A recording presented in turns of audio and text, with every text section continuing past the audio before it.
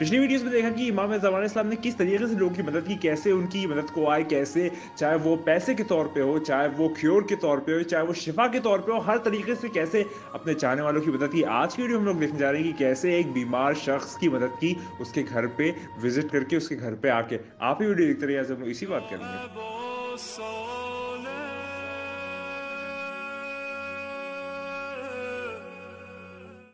एक शख्स था जिनका नाम था सैयद राफ़ी या शेख राफ़ी, आप समझ लें। तो शेख राफ़ी की जो वाइफ़ है वो ये पूरा वाक़या नक़ल कर रही है, पूरा ये वाक़या वो बता रही है। तो हुआ क्या था कि जो शेख राफ़ी थे वो बड़े बीमार हो गए और उनकी जो हालत थी बहुत ज़्यादा नासाज़ हो गई, वो चल फिर नहीं पाते थे और बहुत ज़्यादा उनकी जो बीमारी है वो उनके सर चढ़ के बोल रही थी। बिल्कुल उनकी कमज़ोरी और हालत बहुत ज़्यादा एकदम ख़स्ता हो गई थी। तो एक दफ़ा की बात है कि एक दिन उन्होंने उनकी वाइफ़ कह रही थी कि मैं मेजरली जितना भी शेख राफ़ी का काम था सारा मैं ही करती थी। तो एक दिन मैंने उनका जो बिस्तर है वो पूरा लगाया, सेट किया और आराम करने के लिए उनको पूरा बिस्तर सेट कर दिया। तो शेख राफ़ी वहाँ पर जाके लेट गए।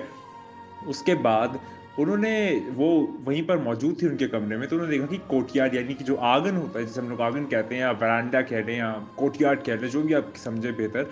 वहाँ पर मैंने एक आवाज़ सुनी, वो आवाज़ थी या अल्लाह, या अल्लाह, 2 बार इसकी ऐसी आवाज़ मुझको सुनाई दी। तो मैंने देखा कौन बोल रहा है, तो मैं जैसे ही वहाँ पर गई उस कोर्टयार्ड में, तो मैंने देखा कि एक मौलाना की शक्ल में, एक हुलिये में, एक मौलाना की हुलिये में एक शख्स है, जो काला अमामा, स्याह अमामा, ब्लैक टर्बन, सफ़ेद कपड़े और येलो शूज़ पहने हुए आ रहे हैं। तो उन्होंने जब देखा तो उन्होंने कहा वेलकम, आइए, आइए। तो वो शख्स आए, वो जो पूरे एक मुजस्समा था, वो जो एक शख्सियत थी वो आए और जाके शेख राफ़ी की साइड में बैठ गए। और फिर जैसे कि हम जानते हैं कि जब कोई बाहर से आता है तो हमारा फ़र्ज़ बनता है उसको कुछ हम लोग ऑफ़र करें, कुछ खाना-पीना या कुछ भी चीज़। तो मैं चली गई उनकी चाय बनाने, और चाय कंप्लीट करने।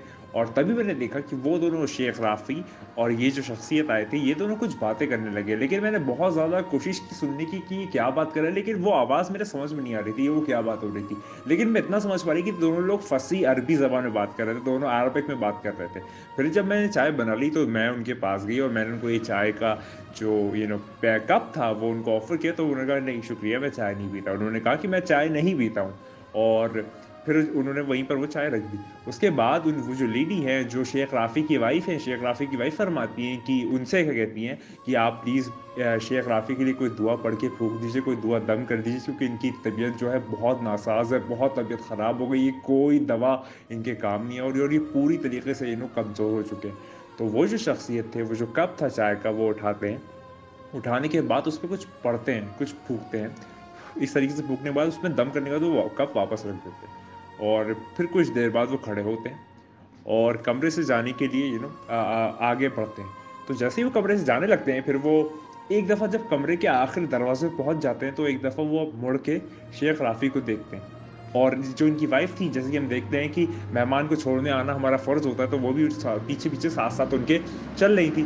तो उन्होंने शेख राफ़ी को देखा और शेख राफ़ी को देखने के बाद वो उनकी वाइफ़ से कुछ ऐसी बातें बताते हैं, उनकी वाइफ़ कह रही हैं, कुछ ऐसी बातें वो शेख राफ़ी के मुताल्लिक़ बताते हैं, जो मैंने कभी भी नहीं सुनी थी और वो बहुत ही ज़्यादा एक राज़ की बातें थी, जो सिर्फ़ शेख राफ़ी या मैं जानती थी, लेकिन वो शख़्स वो बता रहे थे। लेकिन फिर भी मुझको कोई ध्यान नहीं आया, मुझको एक अजीब-सी बात नहीं लगी कि अरे! ये शख़्स ऐसे ये बातें बता रहे हैं, क्योंकि मैंने आपको बताया कि जब कोई मासूम और ख़ुसूसन 12वें इमाम आते हैं, तो आपकी जो कॉन्शियसनेस है वो वहाँ थमी रह जाती है, वो ख़त्म हो जाती है। ख़ैर, वो बताते हैं और कुछ एडवाइस देते हैं, कुछ वो उनको नसीहतें करते हैं उनकी वाइफ़ को और उसके बाद फिर वो और कमरे के बाहर निकल जाते हैं, कमरे के आगे चलने शुरू हो जाते हैं। तो और उनकी वाइफ़ सोचती है कि चलिए मैं वरांडा तक या कोर्टयार्ड तक उनको छोड़ के आती हूँ और फिर वहाँ पर उनको खुदाफ़िज़ करके आती हूँ।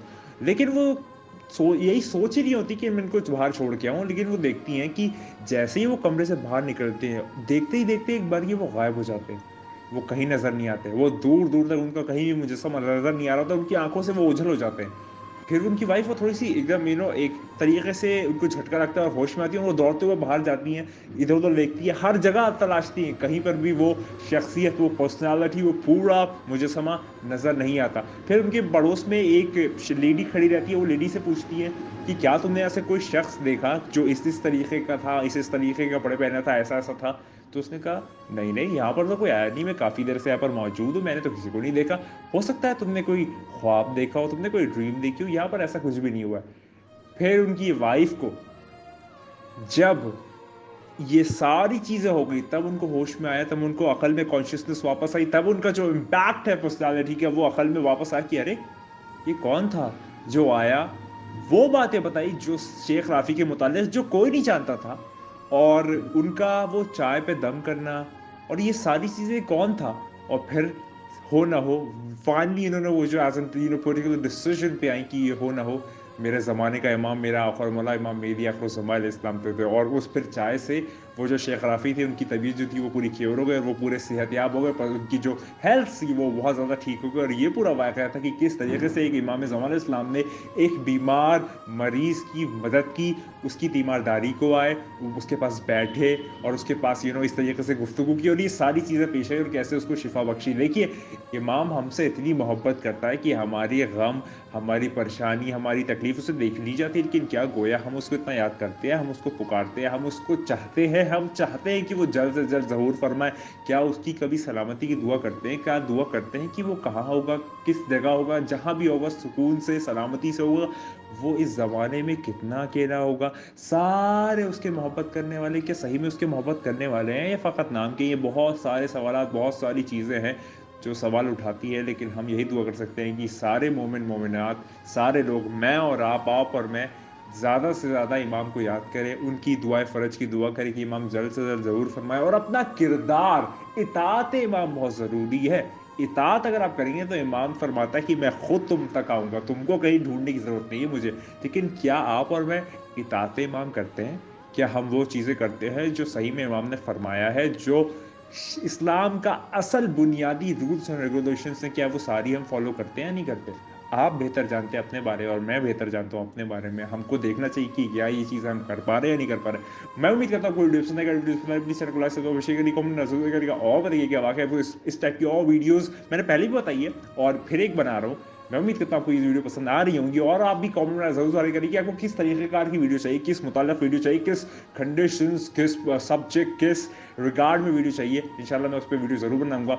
और आपसे इजाज़त लेते के साथ में जो हमेशा कहता हूँ वो मैं कहूँगा, क्योंकि इसके सिवा मुझे कोई बात आती ही नहीं है, क्योंकि इन 14 मासूमीन ने, हमारे प्रॉफेट मोहम्मद मुस्तफ़ा सल्लल्लाहु अलैहि वसल्लम ने और इस कड़ी में लेके मेरे आका और मौला इमाम ज़मान इस्लाम ने मुझको ये बात सिखाई है, क्या जो मैं हमेशा कहता हूँ, खुदा को याद करो यार, खुदा को याद करो। खुदा हाफ़िज़।